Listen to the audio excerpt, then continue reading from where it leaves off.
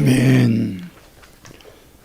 오늘 하나님께서 우리에게 주신 말씀은 사도행전 2장 22절에서 32절까지 말씀입니다.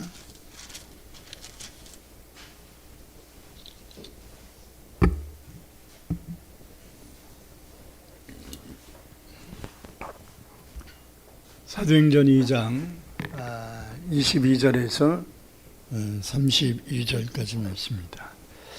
우리 함께 읽겠습니다. 이스라엘 사람들아, 이 말을 들으라. 너희도 아는 바와 같이 하나님께서 나사렛 예수로 큰 권능과 기사와 표적을 너희 가운데서 베푸사 너희 앞에서 그를 증언하셨느니라. 그가 하나님께서 정하신 뜻과 미리 아신 대로 내어준 바 되었거늘 너희가 법 없는 자들의 손을 빌려 못 박아 죽였으나 하나님께서 그를 사망의 고통에서 풀어 살리셨으니 이는 그가 사망에 매여 있을 수 없었음이라. 다윗이 그를 가리켜 이르되 내가 항상 내 앞에 계신 주를 배웠으며 나를 요동하지 않게 하기 위하여 그가 내 우편에 계시도다. 그러므로 내 마음이 기뻐하였고 내 혀도 즐거워하였으며 육체도 희망에 거하리니 이는 내 영혼을 음부에 버리지 아니하시며 주의 거룩한 자로 썩음을 당하지 않게 하실 것이미로다. 주께서 생명의 길을 내게 보이셨으니 주 앞에서 내게 기쁨이 충만하게 하시리로다 하였으므로 형제들아, 내가 조상 다윗에 대하여 담대히 말할 수 있노니 다윗이 죽어 장사되어 그 묘가 오늘까지 우리 중에 있도다. 그는 선지자라.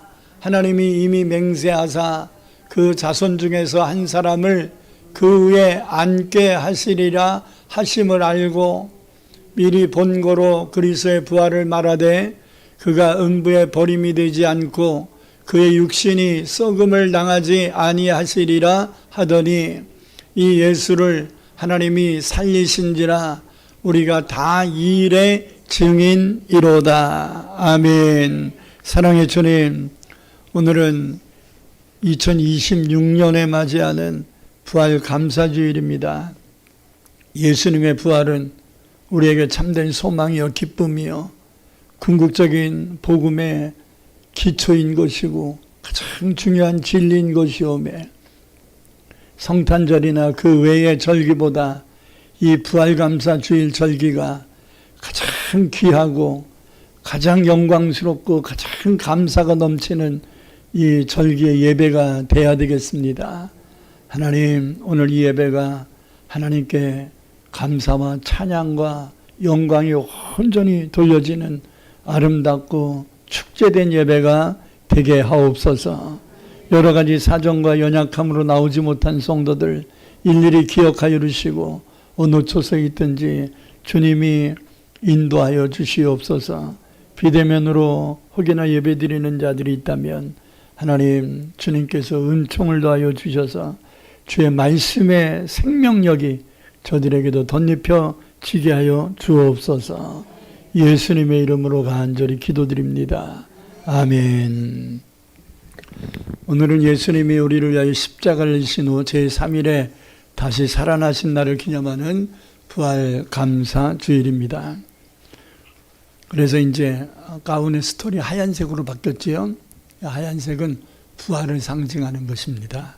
이제 꽃도 바뀌었지요. 그래서 꽃도 하얀 꽃이 바로 이제 부활을 상징하는 것입니다. 이제 예배 끝나면 이제 계란 색깔이 무슨 색깔인지 모르겠는데 어쨌든 떡도 하얀 색깔이라고 생각합니다. 그러니까 부활은 온통 하얀색이다. 부활은 모든 것을 깨끗하게 한다. 보혈로, 예수 십자가의 보혈로 우리의 죄를 사하셨다면 부활로 이 모든 것을 이제 다 회복시켜 주시는 은혜가 있는 줄 믿습니다. 사람들에게 있어서 사람의 힘으로 도저히 할 수 없는 일들이 적지 않습니다. 우리는 이러한 일들을 불가항력이다 이런 표현을 합니다. 그 중에 하나가 죽음입니다. 이 땅에 사는 사람들은 모두가 죽습니다. 그것은 하나님이 그렇게 정해놓으셨기 때문입니다. 히브리서 9장 27절을 보면 한 번 죽는 것은 사람에게 하나님이 정해놓으신 것이고 그 후에는 죽은 후에는 심판이 있을 거다 이렇게 말씀하셨잖아요.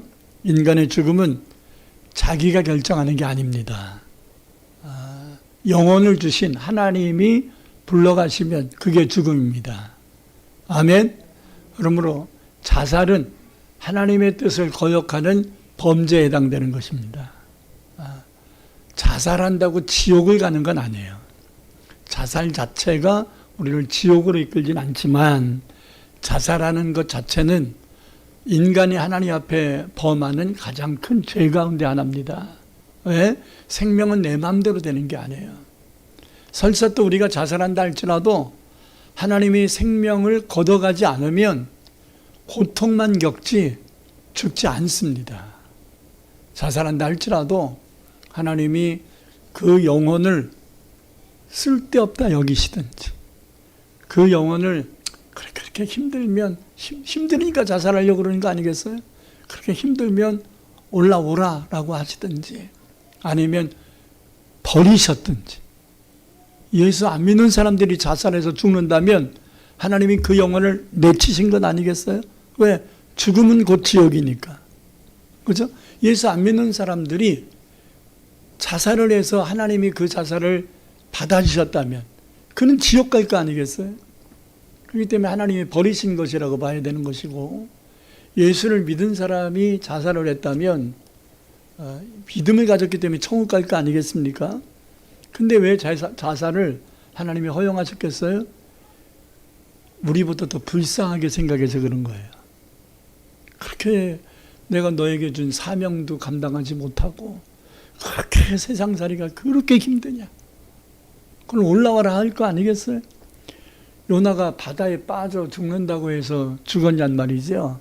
하나님이 안 데려가니까 물고기가 삼키고 물고기 뱃속에서도 3일이나 살다가 토해내라 하시니까 다시 토해내라 자기 사명 감당하잖아요.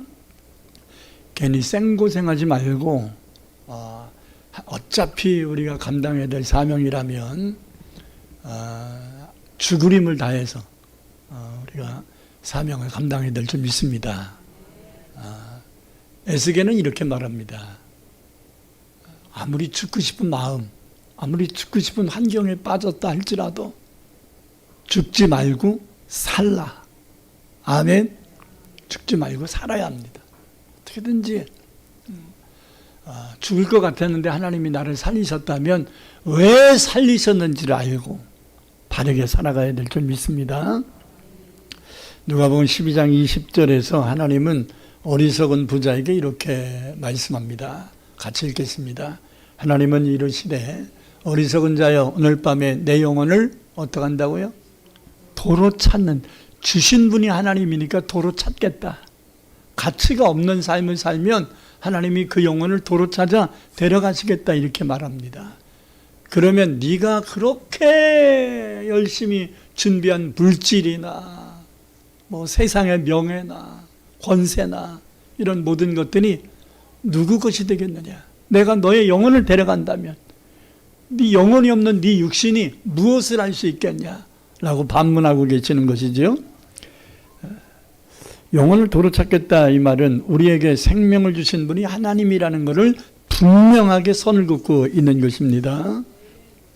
하나님은 우리들의 생명과 사망과 복과 또 저주, 불행 이런 모든 것들을 다 보고 계시고 주관하고 계시는 것입니다. 이것을 바꾸실 수 있는 분도 하나님이에요. 그럼에도 인간들은 될 수 있으면 생명의 주관자가 하나님이신데 이 생명을 하나님께 온전히 의탁하려고 하지 않고 어떻게 하면 영원히 살까? 어떻게 하면 안 죽을까? 이런 연구들을 지난 수천 년 동안 수없이 해왔습니다. 그 이유가 뭔지 아세요? 그 또한 하나님이 인간에게 주신 마음이다. 이렇게 전도서 3장 11절에서 말씀을 합니다. 전도서 3장 11절 읽겠습니다. 하나님이 모든 것을 지으시되 때를 따라 아름답게 하셨고 또 사람에게는 뭘 주셨다고요?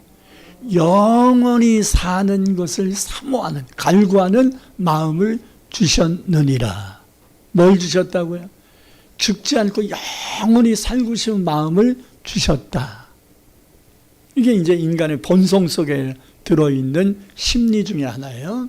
그러나 생명의 주관자이신 하나님이 하시는 일의 앞뒤를, 시종을 사람이 측량할 수 없다.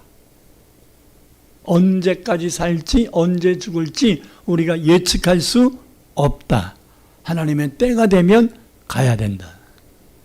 다행인 것은 하나님이 우리를 데려가시기 전에 무엇인가의 신호를 주실 겁니다. 그런데 여러분들이 하도 이 세상살이에 그냥 찌들려 살다 보니까 하나님이 부르시는 신호를 못 느끼는 거예요. 그런데 마음을 비우고 천국에 소망이 있는 사람들은 아, 내가 언제쯤 하늘나라 가겠구나라는 감이 온다고. 여태까지 못 느껴가지고 아멘도 못 하잖아. 죽을 거라는 생각조차 안 하고 있는 거야, 그냥. 근데 감을 주시면, 왜 감을 주시는 거예요? 두려워 떨라고 주시는 게 아니라 준비하라고 주시는 거잖아요. 다 내려놓고 마음을 비우고 준비하라고 주시는 거잖아요. 준비를 해야 됩니다. 아멘. 자, 그렇기 때문에 인간의 본성 중에 하나가 죽고 싶지 않다는 것인데, 그래서 이 땅에 살고 있는 모든 사람들은 죽고 싶지 않은 마음을 가지고 살아갑니다. 이건 믿음을 가진 사람이나 믿음을 갖지 않은 사람이나 그 마음속에 본성적으로 주신 거예요. 그런데 왜 하나님이 이 땅에 사는 모든 사람들이 죽게 하시고 죽을 거다 말씀하시고 또 한편으로는 죽고 싶지 않은 마음을 공존하게 하셨냐 이 말이에요. 이거 밸런스가 안 맞는 거 아니에요? 모든 사람이 죽을 것인데 죽고 싶지 않은 마음을 또 인간의 마음속에 주신 것, 이게 뭔가 좀 문제가 있는 것 같습니다. 왜 그랬을까? 그것은 우리가 지은 죄 때문에 이런 문제가 생긴 거예요. 하나님이 인간을 영원토록 살도록 생육하고 번성하도록 창조하셨는데, 그래서 생명나무를 에덴 동산에 두신 것 아니겠습니까? 생명나무의 열매를 따먹었다는 말씀이 없잖아요. 영원한 생명을 주는 나무의 실과를 먹고 살아야 되는데 에덴 동산에서 그걸 안 먹고 먹지 말라고 한 선악을 알게 하는 나무의 실과를 먹은 거잖아요. 이것 때문에 죽음이 온 거잖아요. 로마서 3장 23절에 모든 사람이 다 죄를 범했다고 선언하고, 그리고 로마서 6장 23절에 그 죄의 대가는 사망, 죽음이다 이렇게 말씀하고 있잖아요. 그러니 영원히 살기를 원하지만 죽을 수밖에 없는 처지에 처한 것입니다.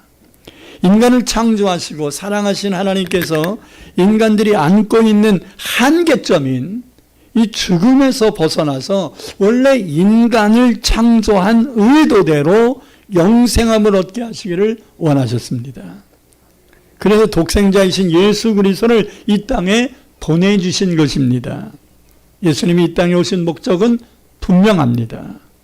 우리들이 지은 죄의 문제를 완벽하게 해결해 줌으로써 우리로 하여금 영원한 생명을 얻어서, 이게 꼬여버렸네. 영원한 생명을 얻게 하시는 것이지요. 죄를 지은 자는 반드시 죽어야 되고 죄를 짓지 않는 자만이 죽지 않고 영원히 살 수 있는 것인데, 이 대안이 예수님이란 말이에요. 예수님은 죄가 없으셔요. 그러니까 죽을 필요가 없지요. 예수님이 십자가에 죽을 필요가 없는 거예요. 죄가 없으시니까. 그런데 왜 십자가에서 죽으셨느냐? 이걸 대속이라고, 대신 죽었다 이 말이에요. 우리의 죄의 대가를 대신 치르셨다. 이게 대속이란 말이에요. 그래서 히브리서 4장 15절에서 예수님은 죄가 없다고 분명히 선언하지만 로마서 5장 8절 9절에서 예수님의 죽음에 대한 것을 일목요연하게 설명합니다. 우리가 지난주에 배운 말씀이잖아요. 다시 한번 읽겠습니다. 우리가 아직 죄인 되었을 때에 그리스도께서 우리를 위하여 죽으심으로 하나님께서 우리에게 대한 자기의 사랑을 입증하셨어요. 그러면 이제 우리가 그의 피로 말미암아, 십자가에 흘린 피로 말미암아 우리 죄인인 우리를 죄가 없는 의롭다 하심을 받게 하셨으므로 더욱 그로 말미암아 죄의 결과 진노인 영원한 죽음에서 벗어나 이제 구원받아 천국을 가게 하신 것이다. 이렇게 말씀합니다. 아멘. 그러므로 하나님의 죄로 인하여 영원히 죽을 수밖에 없었던 우리들을 사랑하셔서 우리의 죄의 문제를 해결해 주시기 위하여 예수님을 보내주신 일은 하나님이 인간에게 주실 수 있는 최대의 선물이에요. 아멘. 예수님을 보내셔서 우리 죄의 문제를 해결하신 것은 하나님이 인간에게 주실 수 있는 최대의 선물이에요. 나머지는 건 다 부수적인, 본질적인 은혜예요. 나머지는 다 부수적인 은혜예요. 이게 가장 중요해요. 예수님의 십자가의 고난과 다시 살아나신 이 부활, 이것이 복음의 핵심이에요. 이것이 복음의 진실, 이것을 믿어야 돼요. 다른 것은 긴가민가 할지 몰라도 이 복음은 확실히 믿어야 돼요. 아멘. 근데 문제가 있지요. 예수님이 우리의 모든 죄를 위해 대신 죽은 거라는 걸 우리가 보지도 않았고 확인할 수 있는 방법도 없는데 이걸 어떻게 알 수 있느냐? 예수님의 죄는 예수님이 오시기 이전이나 당시나 이후에 살고 있는 2000년대를 살고 있는 우리의 죄까지 사하셨다는 것을 뭘로 입증할 거냐라는 거예요. 이게 이제 하나님의 숙제였던 거죠. 이건 마귀도 몰라요. 마귀가 예수님이 부활하실까요? 알았을까요? 몰랐을까요? 몰랐습니다. 부활은 하나님의 비밀입니다. 구약의 선지자들도 예수의 부활에 대한 수없는 예언을 했지만 부활의 참된 개념조차를 완벽하게 인식하지 못했을 것으로 봅니다. 왜? 부활은 전무후무한 거예요. 지금까지. 부활은 예수님밖에 없는 거예요. 앞으로도 우리가 부활할 거지만 그래서 예수님을 부활의 첫 열매라고 표현하지만 부활한 사람은 아무도 없어요. 오직 예수밖에 없어요. 예수님이 오시기 이전 사람들은 생명 연장을 받다가 갔죠. 부활한 게 아니었습니다. 오늘도 수많은 병이 들고 사고로 죽을 뻔한 사람들을 하나님이 생명을 연장시켜 줄 수는 있으나 아직까지는 부활한 게 아니에요. 아멘. 저도 죽을 뻔한 고비를 여러 번 느꼈지만 의사가 쟤 죽은 것 같아 이렇게 진단한 적도 있었지만 생명이 연장된 거지 부활한 건 아니에요. 죽었어야 부활을 하는 거죠. 그리고 죽은 사람이 살아나서 영원히 안 죽어야 부활이지. 오직 예수님만 부활해요. 그렇기 때문에 이 부활의 진리는 성경이 말하는 가장 중요한 비밀 가운데 하나입니다. 할렐루야. 그래서요, 우리의 죄를 대신하여 죽었다라고 하는 것은 뭘로 입증할 것인가는 주님이 큰 이벤트를 벌이신 거예요. 예수님을 다시 살리시는 은혜를 베푸심을 통하여 입증하신 것입니다. 그러므로 예수님의 십자가의 고난을 믿는 자는 부활을 같이 믿어야 돼요. 예수님의 십자가는 믿는데 부활을 안 믿는 것은 거짓된 믿음이에요. 가짜 믿음이에요. 그건 허상이에요. 십자가에서 우리의 죄를 위해 대신 죽으신 예수를 다시 살려 부활하심으로써 우리의 죄가 용서됐다는 것을 입증한 겁니다. 이 사실은 예수님을 3년 동안 쫓아다녔던 제자들조차도 전혀 생각하지 못했던 일이에요.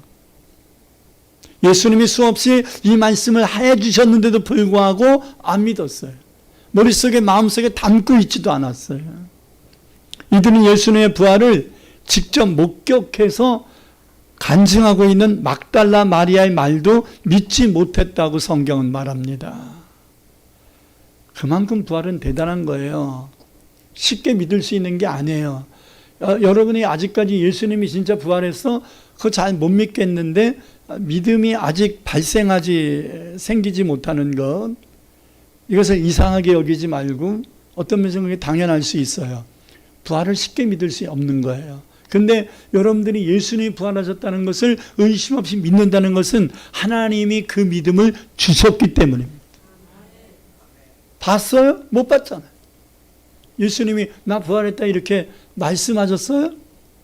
모르잖아요. 오직 성경에 기록된 것만 가지고 우리는 믿고 있는 거잖아요. 할렐루야. 이거 대단한 거예요. 예수님의 제자 도마도 이게 안 믿어진 거야.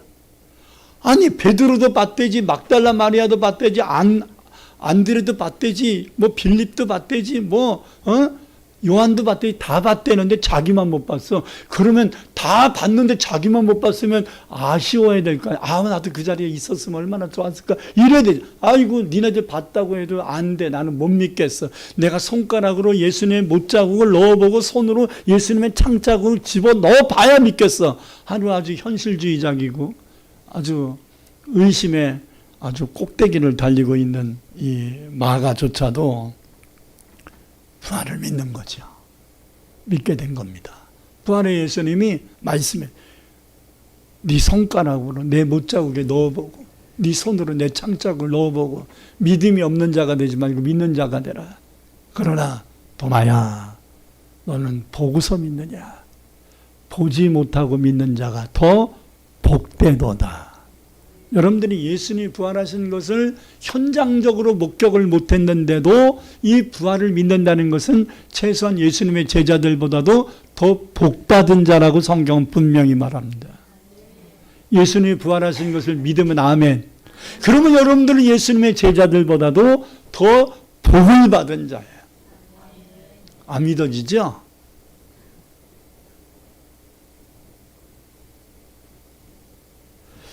여러분 성경을 연구해 보니까 예수님이 이 제자들과 주변 사람들에게 부활하신 후에 11번을 보여주셨거든요. 그래서 오늘 본 말씀의 핵심이 뭡니까? 32절 다시 한번 읽겠습니다. 이 예수를 하나님이 살리신지라 우리가 다 이 일에 뭐다? 증인, 봤다. 우리가 봤다. 부활하신 예수님을 봤다. 그러므로 우리는 확실한 증인이다. 내가 봤다. 내가 본 것을 얘기하는 게 증인이잖아요. 아멘. 그러니까 이 제자들은 그렇게 의심하고 못 믿고 그랬는데 부활의 예수님을 봤어. 그래서 우리는 증인이다 이렇게 표현합니다. 근데 왜 이들이 이렇게까지 믿기가 어려웠을까? 예수님이 십자가를 지시기 전에 고통당한 걸 이들이 본 거거든요. 보고 들은 거예요. 막 가야발들에서 채찍을 맞으셨지요. 또 가시관을 쓰셨지요. 겟세마네에서 진 빠지는 기도도 하셨지요. 그리고 손과 발에 못이 박혀서 6시간 십자가에 매달려졌지요. 얼마나 온 몸이 피투성이가 됐을 겁니다. 얼굴 형체를 제대로 보지 못했을 것이라고 추정이 됩니다. 이게 캐톨릭 국가들 가운데서 남미나 필리핀 이런 데서는 이 지난 고난 주간에 하여튼 별일들 다 해요. 자기들이 무슨 예수라고 예수님의 고난을 경험하겠다고 막 십자가에 매달리는 사람도 있어. 그러니까 그냥 매달릴 거면 못을 박든지. 여러분, 예수님의 십자가 체험을 한다? 말이 됩니까? 왜 십자가에 체험을 합니까? 그게 예수님이 십자가를 지는 게 체험할 일이에요, 우리가? 착각들 하지 마세요. 그것은 예수님이 우리 죄를 용서하기 위해 예수님이 하신 고유한 일이에요. 흉내 내지 마세요. 흉내 내려면 진짜 해보든지. 보니까 예수님이 쓰신 가시관 비슷한 것들을 해서 가시관도 써요. 근데 내가 그거를 자세히 이렇게 봤더니 예수님이 쓰신 가시관은 바깥만 가시가 있는 게 안에도 가시가 있거든요. 그러니까 찔려야 되잖아. 근데 이 사람들이 체험하는 거니까 진짜 그렇게 하면 안 되잖아. 가시관 어떻게 만드는지 상상하시겠죠? 바깥에만 가시가 있고 머리를 쓰는 데는 가시를 다 잘라버렸어.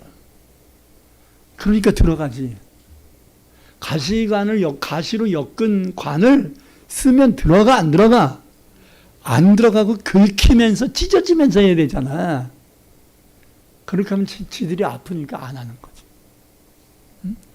못에 박혀야 되잖아. 여러분, 손바닥에 박은 게 아니죠. 손바닥은 여러분 가죽이 찢겨 나가지 않겠습니까? 무게를 못 견디고 이게 나가는 거예요. 그렇기 때문에 손목에 이렇게 보면 여기에 손목 뼈와 손가락 뼈를 연결해 주는 이 고리가 하나 있어요. 여기에 동맥과 정맥이 지나가는데 여기에 박는 거예요. 그래야지 걸리는 거예요.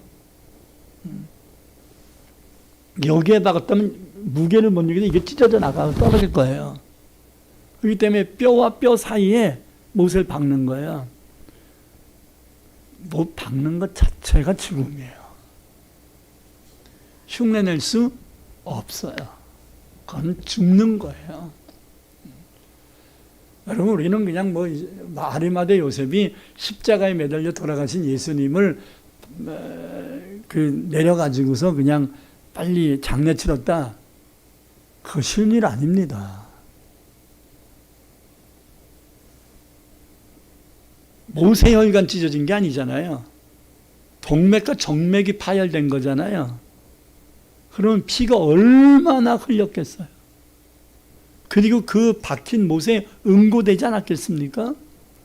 그러면 이 예수님의 시신을 수습해가지고 장례를 치르는 게 쉽겠어요? 못 빼는 것도 쉽지 않아요. 피와 응고됐기 때문에. 잘못하면 예수님 손목 부러져 버리잖아. 이해가 되나요? 그렇게 성경에 기록되어 있다고 그냥 대충 그런가 보다 이렇게 하지 말고 그게 보통 문제가 아니지. 머리에는 가시관을 쓴 것으로 해서 피가 흘렀을 것이고 등짝은 채찍과 태역 맞은 것으로 너덜너덜해졌을 것이고 손목과 발목에는 못이 박힌 것으로 정맥과 동맥에서 흐른 피가 줄줄줄줄 떨어졌을 것이고 그렇기 때문에 예수님의 온몸은 피로 얼룩졌을 겁니다. 왜 니고데모가 100리트라 정도, 우리 키로수로 얘기하면 45kg 정도 되는 무게의 몰약을 갖고 왔는데 쓰지 못했을까? 이거 쓸 수가 없어요. 쓸 시간이 안 돼요. 왜?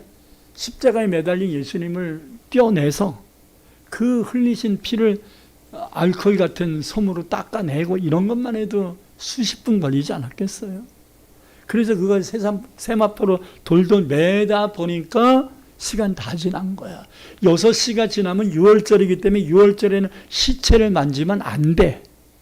그러니까 오후 3시에 운명하셨는데 오후 6시까지는 이게 다 끝나야 되니까 안 되는 거예요. 아리마대 요셉이 빌라도 총독에게 예수님 시신을 인계해달라고 요청하는 데 있어서 3번이나 왔다 갔다 하잖아요. 예수가 죽었으니 시체 주세요 하고서 총독 관저에 갔잖아요. 총독 관저에서 그래? 죽었는가 확인해봐. 그래가지고 또 골고다로 왔잖아요. 골고다에 와서 창으로 찔러서 확인을 하니까 진짜 죽었어. 그러니까 총독 각하 죽었습니다. 그러고 총독 간자 가서 보고했을 거 아니에요. 그러면 아리마대 그래 그러면 시체 네가 가서 장사 지내. 그러면 또 골고다로 또 가야 되잖아요. 거기서 또 내리는 시간이 있죠. 닦는 시간이 있죠. 세마포로 싸는 시간 안 돼요. 골고다가 총독 간자에서 그냥 2, 3분 거리가 아니에요. 2, 30분 거리예요. 그렇기 때문에 왔다 갔다 3번 했으면 20분씩 쳐도 한 번 왔다 하는데 40분. 3번이면 4, 32, 120분 2시간 걸린 거 아니에요. 그러니까 방부제 처리하는 이 모략을 넣을 수 있는 시간이 안 되는 거예요. 그러니까 흔히 유튜브에 예수님이 시신을 쌌던 세마포에 예수님의 얼굴 현상이 나타났다? 거짓말이에요. 그리고 성경은 당시 유대인의 제사법은 머리를 붕대처럼 감고 얼굴을 보이는 거야. 그리고 목부터 발끝까지 붕대로 청청청청 미라처럼 감는 거예요. 그러니까 얼굴이 세마포에 나타났다? 거짓말이라니까? 오직 세마포로 얼굴을 쓰지도 않았는데 무슨 얼굴이 나와? 캐톨릭이 말하는 거짓말입니다. 그래서 요한복음 20장에서 요한과 베드로가 예수님의 무덤을 가봤더니 머리에 있던 수건과 몸을 쌌던 세마포가 개켜져 있었다라 이렇게 얘기하잖아요. 이 구분을 시키잖아요. 그러니까 성경과 그 당시의 문화를 이해하지 못한 캐톨릭 사람들이 신비적인 요소로 만들어낸 것이 성의예요. 또 어떤 유튜브 보면 예수님이 십자가에서 못 박히신 그 골고다에 예수님이 흘리신 피가 그 땅속으로 스며들어가지고 똑똑똑똑 떨어졌는데 그 밑에 법궤가 있었다. 거짓말들 하지 말라고요. 그렇게 막 지어내면 된다, 안 된다. 성경에 있는 그대로 이해를 해라. 그대로. 아멘. 막 신비적으로 막 만들어내지 말고요. 근데 그렇게 만신창이가 돼서 죽은 모습을 제자들이 익히 보고 들었기 때문에 그 상황에서 예수님이 살 것이라는 상상을 전혀 할 수가 없었던 거예요. 그래서 저는 도마가 왜 의심했는지를 이해합니다. 여러분들도 제가 봤다 그래도 내가 봐야 믿겠습니다 이렇게 주장하는 사람이 한두 명 있을 수 있어. 이해합니다. 하나님이 그렇게 봐야 믿겠다고 말하는 도마처럼 보아야 믿겠다고 하면 둘 중에 하나야. 하나님이 그냥 그래 믿기 싫으면 말아 하실 수도 있고 또 믿음을 하나님이 주실 수도 있고. 그러니까 여러분의 고집이 선을 넘으면 하나님 나도 예수님이 십자가를 지시고 돌아가시고 부활하신 거 믿고 싶습니다.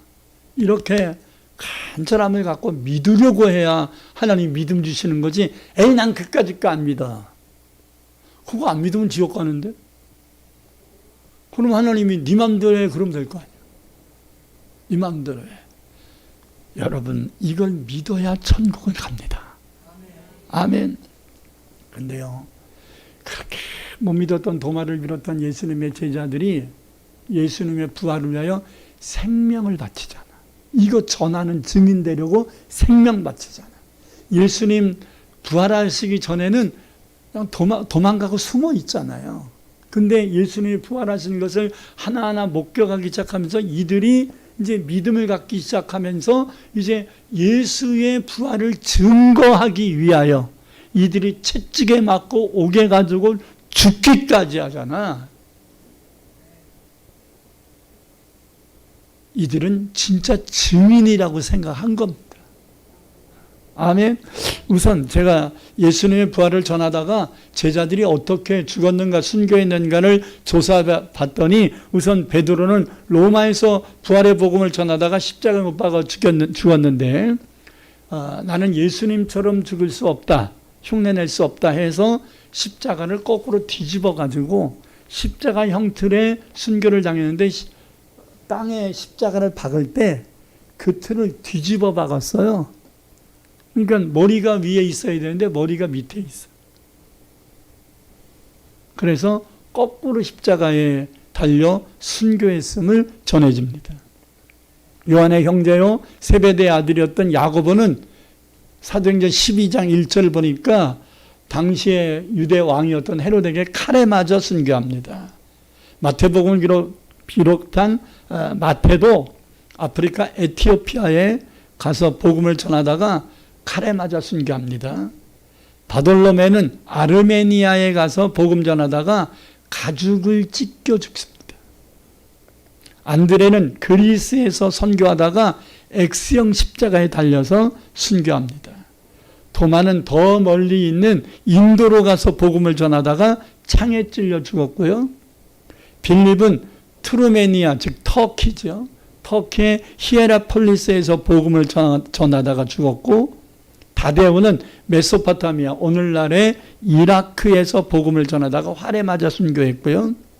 열심당원이었던 시몬은 이집트에서 복음을 전하다가 톱에 켜서 몸이 조각조각 잘려서 순교했어요. 마띠아는 에디오피아에서 복음 전하다가 도끼 맞아 죽은 걸로 알려지고요. 마지막으로 바울은 로마에서 복음 전하다가 참수형을 당했는데, 참수가 뭐냐면 목 잘려 죽는 거예요. 목이 잘려 죽는 거예요. 왜 이렇게 비참하게 죽는데도 이들은 한결같이 복음을 전하려고 했을까? 한두 사람 이렇게 복음 전하가 죽으면 죽음에 대한 두려움 때문에 이 복음 전하는 걸 포기해야 될 텐데, 왜 이들은 끊임없이 포기하지 않고 죽음의 사지로 가서 예수의 부활을 전하면서 이 처참한 죽음인 순교를 각오하고 감수했을까? 그만큼 자기의 생명보다 예수의 부활을 귀하게 여기고, 예수님이 부활하신 것처럼 자기들에게도 부활할 것이라는 확신이 있었기 때문입니다. 죽음이 끝이 아니라는. 이들은 예수님의 부활을 믿었습니다. 그리고 예수님처럼 자기들도 부활할 거라는 거 확신했습니다. 그리고 죽음이 끝이 아니라 죽음 후에는 천국이 있다는 것을 이들은 소망으로 갖고 있었기 때문입니다. 그렇기 때문에 예수님의 부활은 이들의 순교를 통하여 더욱 전 세계로 확산되었습니다. 여러분, 오늘부터 141년 전 4월 5일 4월 5일 그러면 여러분들은 식목일 이렇게만 생각하잖아요. 나무도 안 심으면서 무슨 식목일.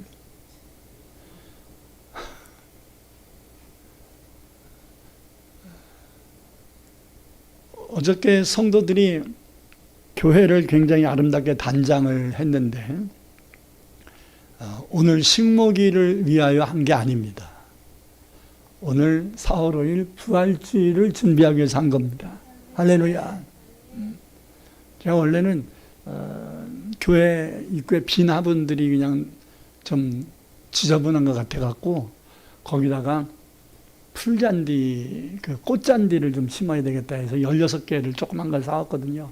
거기다 그냥 쪼르륵 심으면 이쁘지 않을까 이렇게 생각했는데, 우리 최 권사님이 더 아이디어를 내가지고 꽃단지는 계단에다가 하고, 계단에 좀 이것저것 있었던 거 정리를 해가지고 이제 화분마다 다 심어서 재단장을 하고, 그거 가지고 부족했는지 뭘 또 사다가 또 나무도 심고 막 그러셨더라고요. 식목일에서 그런 게 아니고 부활을 준비하기 위해서 화분도 하고 모든 걸 단장을 한 겁니다. 할렐루야.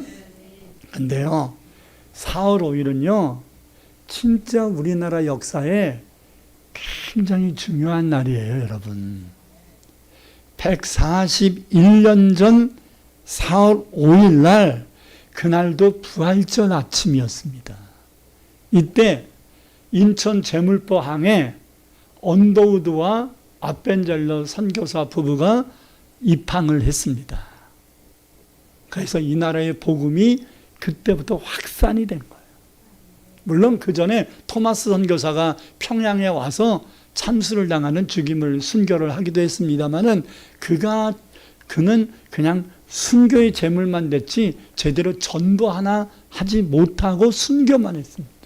실제적으로 이 땅에 그 순교에 토마스 선교사의 순교의 열매, 그리고 알렌을 비롯한 스텔턴이라든지 이런 수많은 의료 선교사들이 와서 연세도 세우고 이화여대도 학당도 세우고 하면서 수많은 학교와 병원들을 세워가면서 이 나라의 복음을 이제 의료 선교와 학원 선교를 겸하면서, 그리고 빈민 선교를 겸하면서, 그리고 일본에 억압당하고 있는 자들에게 독립심을 심어주면서 이 선교가 시작된 게 언더우드 아벤젤러 선교사의 선교 활동을 시발점으로 이루어진 거예요. 그래서 여러분 1885년 4월 5일 부활절 아침은 우리나라 역사를 뒤바꾼 날이다, 이렇게 보는 겁니다.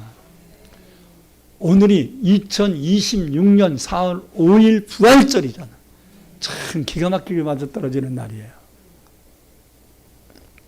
정확하게 141년 오늘인데 그가 부활절 아침에 제물포항에 내려서 언더우드 선교사가 하나님께 이렇게 기도했다고 알려집니다. 주님, 지금은 아무것도 보이지 않습니다. 주님, 메마르고 가난한 이 땅에 부활의 복음을 심어 주소서. 이 백성은 주님을 전혀 알지 못하고 있습니다. 그러나 머지않아 이 땅이 주님을 찬양하는 소리로 가득 차게 될 줄 믿습니다. 주여, 이 땅을 불쌍히 여기사 복음의 빛을 비추어 주소서. 할렐루야. 이 언더우드 선교사의 기도대로 이 땅은 10,000명에 가까운 성도들이 찬양하는 소리로 가득 차게 되었습니다. 이것이 부활의 소망을 가진 증인들의 발자취인 것입니다. 여러분, 우리나라의 초기에 왔던 호주, 카나다, 미국, 영국에서 온 이 선교사들이 자기 나라보다 우리나라를 더 사랑했어요. 그래서 저희가 어디예요? 선교사 묘역이 있는 곳이 양화진의 선교사 묘역을 제가 몇 번 가봤는데 기회 있으면 우리 성도들과 함께 갔으면 좋겠습니다만은 거기에 가면 한 40 몇 명의 선교사들의 묘비가 있어요.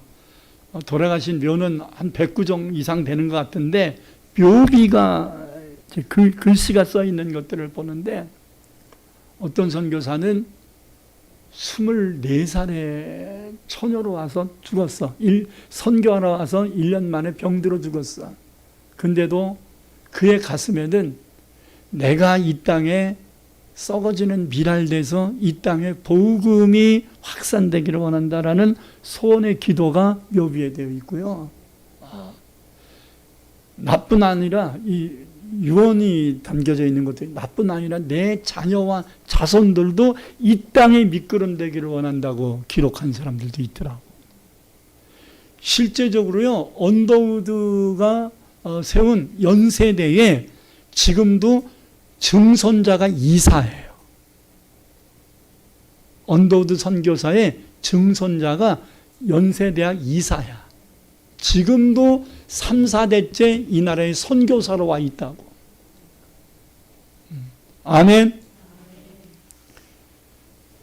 그런 선교사들의 이 우리나라를 복음화시키고자 원했던 그 간절함, 그 사랑, 이 열매로 저와 여러분은 예수를 믿게 된 것이고 이렇게 은혜로운 안정된 곳에서 하나님 앞에 감사의 예배를 드릴 수가 있었던 겁니다. 죽음을 각오한 거예요. 왜? 죽더라도 복음을 전해야 된다 이거죠. 나는 죽어 천국 가는 것이고 내가 전한 복음은 이 땅을 복음화시킬 것이다. 할렐루야. 이것이 부활의 소망을 가진 증인들의 발자취고요. 예수님이 부활하신 것은 거짓된 가설이나 꾸며낸 신화가 아니라 역사적 사실입니다. 성경에만 기록된 것이 아니라 여러 역사책에 기록되어 있기 때문입니다. 그러나 역사책에 기록된 것을 믿는 게 아니에요. 역사는 참조지 우리가 믿는 건 성경에 기록됐기 때문에 믿는 거예요. 역사는 성경의 기록을 입증해 주는 자료에 불과한 거예요. 우리가 믿는 핵심은 성경이 그렇게 말씀하고 있기 때문에, 하나님이 그렇게 말씀했기 때문이라는 거죠.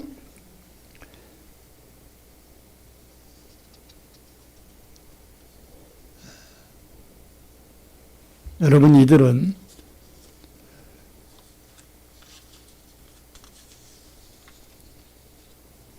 이스라엘 백성들을 향하여 예수님을 너희가 죽였지만 하나님이 다시 살리셨고 우리가 이 땅에 이 일의 증인이다, 이렇게 표현을 하고 있는 것입니다. 여러분, 사도행전 4장 14절 16절을 보면요, 너희가 거룩하고 의로우신 이를 거부하고 도리어 살인한 사람을 놓아주기를 구하여 생명의 주를 죽였도다. 그러나 하나님이 죽은 자 가운데서 그를 살리셨으니 우리가 이 일의 증인이라. 그 이름을 믿음으로 그 이름이 너희가 보고 아는 이 사람을 성하게 하였느니라. 예수로 말미암아 난 믿음이 너희 모든 사람 앞에서 이같이 완전히 낫게 하였느니라, 이렇게 말씀합니다. 그래서요, 사도 바울은 고린도전서 15장 14절 20절을 통해서 이렇게 설명하거든요. 고린도전서 15장 14절 20절 읽겠습니다. 그리스도께서 만일 다시 살아나시 못하셨으면 우리가 전파하는 것도 헛것이요 또 너희 믿음도 헛것이며 또 우리가 하나님의 거짓 증인으로 발견될 것이니 우리가 하나님이 그리스도를 다시 살리셨다고 증언했기 때문이라. 만일 죽은 자가 다시 살아나는 일이 없다면 하나님이 그리스도를 다시 살리지 않으셨을 것이라. 만일 죽은 자가 다시 살아나는 일이 없으면 그리스도도 다시 살아나실 일이 없었을 터이요. 그리스도에서 다시 살아나는 부활이 없다면 너희 믿음도 헛된 것이고 너희는 여전히 죄가 용서받지 못하고 죄 가운데 있게 될 것이고 또한 그리스도 안에서 죽은 자, 믿음을 갖고 죽은 자는 천국에 간 게 아니라 망했을 거다. 만일 그리스도 안에서 우리가 바라는 것이 다만 이 세상의 산불이라면 생명 바쳐 복음을 전하고 있는 우리들은 이 땅에 사는 사람 가운데 가장 불쌍한 자가 될 거다. 그러나 그리스도께서 죽은 자 가운데서 다시 살아나사 잠자는 자들의 첫 열매가 되셨느니라. 할렐루야. 그래서 제자들은 아까 우리가 12제자의 것을 읽었던 것처럼 생명 다 바쳐 세계를 다니면서 순교를 각오했던 것입니다. 마지막으로요, 여러분, 부활은 과연 존재하는 건가? 이거를 좀 우리가 과학적으로 예증을 좀 들어볼 필요가 있겠다라는 생각이 들었습니다. 우리가 직접 그들이 연구한 것을 해보고 확인하지 않아도 많은 과학자들이나 이런 생태학자들이 연구한 자료들을 우리는 TV나 이런 책이나 이런 걸 보고 믿잖아요. 아멘? 독수리 여러분 봤나요? 독수리가 날개 피면 2.5m 정도 된다는 거 아나요? 동물의 왕국 같은 거 봐서 들은 것도 있죠. 동물의 왕국 같은 거 보면 저 맞아? 하고서 의심하는 사람이 있나요? 야, 신기하다 막 이러죠. 깊은 바닷속에서 막 그냥 비파 같은 아주 야들야들한 아주 그냥 그 지느러미를 흔들면서 천사 같아. 그 물고기가 천사 같아. 막 그런 걸 막 찍어 놓으면 막 신기하잖아요. 아멘? 그런 건 신기하면서 성경에 기록된 말씀은 왜 신기하지가 않지? 그래서 이제 과학자들이 입증한 것들, 부활이라는 것은 어떤 것으로 좀 증명될 수 있는가? 하나님이 창조한 그 과학적 사실에서 생태학적으로 좀 생각해 볼 필요가 있겠다. 애벌레가 땅을 기어댕기다가 이제 죽어. 근데 겉보기에는 죽어서 칭칭칭칭칭 실을 빼가지고 자기를 돌돌돌돌 감아서 나무에 딱 매달려 있잖아요. 완전히 죽은 거예요. 겉을 보기에는 죽은 건데 속은 죽었어, 안 죽었어? 안 죽었죠. 때가 되면 죽은 것 같은 꼬치에 바늘 같은 구멍이 뚫어져요. 근데 그 바늘 같은 구멍에서 나비가 나와. 바늘 같은 구멍에서 나비가 어떻게 나오죠? 이게 창조의 신비거든요. 진짜 바늘 같은 구멍에서 나비가 나와요. 여러분, 이런 형광등에 나방이 들어간 거 봤나요? 오래 있으면 나방이나 파리 이런 것들이 이 안에 들어가서 시체가 돼 있죠? 어떻게 들어가죠? 이게 자연의 신비예요. 아무리 찾아봐도 그들이 들어갈 수 있는 구멍이 없어요. 이게 하나님의 신비라고. 아멘. 부활은 하나님이 하신 거야. 여러분이 한 게 아니라 하나님이, 전능하신 창조주 하나님이 하신 일이라고. 아멘. 닭이 알을 낳았어. 그러면 이 알은 오늘같이 삶은 달걀이 되겠지, 계란이 되겠지만, 나는 계란과 달걀이 그냥 같은 말이고 하나가 사투리 아니냐 이렇게 생각했는데, 계란은 삶은 거를 계란이라고 하고 달걀은 안 삶은 살아있는 걸 계란이라고 합니다. 맞나요? 그러니까 삶은 계란 그리 삶은 달걀 이런 말은 잘 안 하더라고요.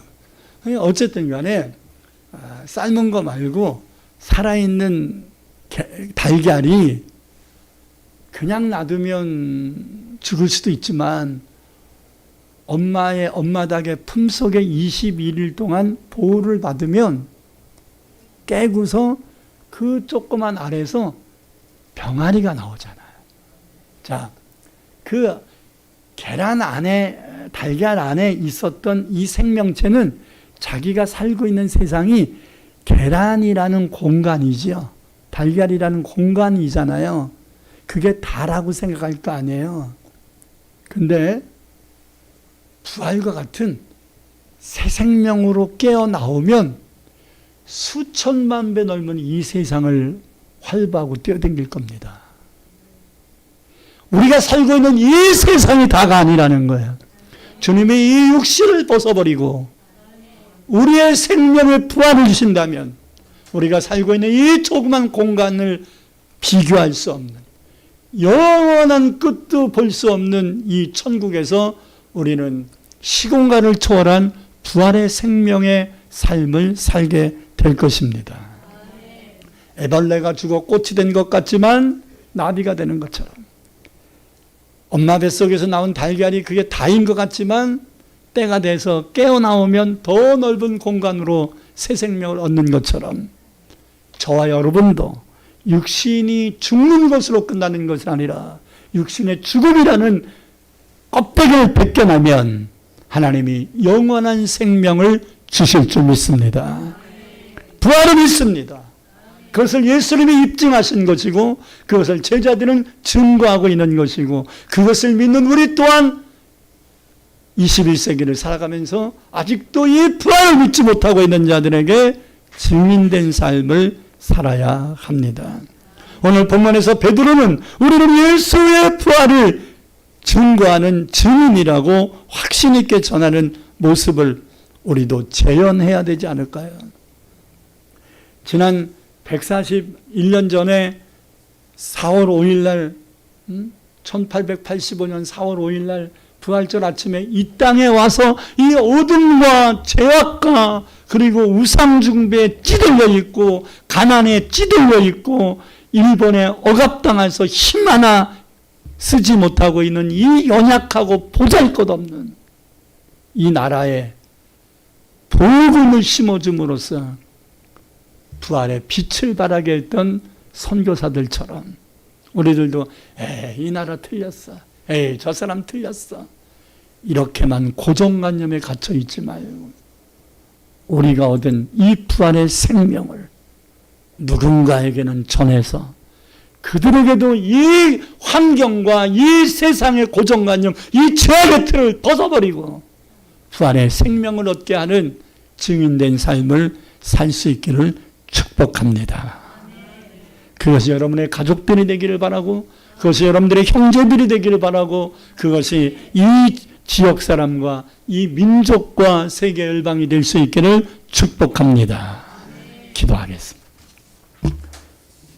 우리 두 손을 가슴에 얹고, 주님이 나를 위하여 십자가를 지시고 제3일에 부활하신 것이 성경에 기록됐기 때문에, 성경은 거짓을 얘기하지 않고 진리를 말씀하는 책이기 때문에 우리는 성경을 믿습니다. 그래서 예수님이 죽기만 하신 게 아니라 다시 살아나셨다는 이 부활을 믿습니다. 하나님, 나만 믿지 않고 내 가족, 내 형제, 내 이웃, 이 민족, 세계 열방이 예수의 부활의 생명력으로 다시 깨어나게 하옵소서. 통성으로 기도합니다. 주여! 할렐루야, 할렐루야, 할렐루야, 할렐루야, 할렐루야, 할렐루야. 주여! 죄악의 어둠 속에 갇혀 있고 환경의 아버지 매여 있고 살아가고 있는 하나님의 연약하고 어리석고 영적으로 아버지 하나님의 죽은 자 같은 영혼들을 향하여 우리는 예수의 부활을 전해야 되겠나이다. 예수의 생명을 전해야 되겠나이다. 천국의 소망을 전해야 되겠나이다. 그 핵심의 복음이 예수님의 십자가의 은혜와 부활의 소망에 있는 것이오매 이 복음의 진수만큼은 우리의 가슴 속에 차고 멈춰 흘러 멈춰서 하나님의 내 마음만 아버지 소망을 주는 게 아니라 하나님, 나와 만나는 모든 자들에게 이 부활의 소망, 이 천국의 소망, 이 살아있는 생명력의 소망을 얻게 하여 주시옵소서. 우리가 제2, 제3의 아펜젤러가 되기를 원합니다. 언더우드가 되기를 원합니다. 하나님, 아직까지도 이슬람의 이 우상숭배에 갇혀있고 불교에 갇혀있고 공산주의 사상에 갇혀있는 저 무지몽매한 어리석은 영혼들을 향하여 우리가 예수의 복음을 전하는 제2의 사도들이 되게 하옵소서. 이를 위하여 우리 교회가 추구하고 있는 전도와 선교에 우리는 최선을 다하게 하옵소서. 부활만큼은 전해야 되겠습니다. 예수님의 십자가의 은혜만큼은, 그 사랑만큼은 전해야 되겠습니다. 이거 전하고 하나님 품으로 가게 하옵소서. 예수님 이름으로 기도합니다.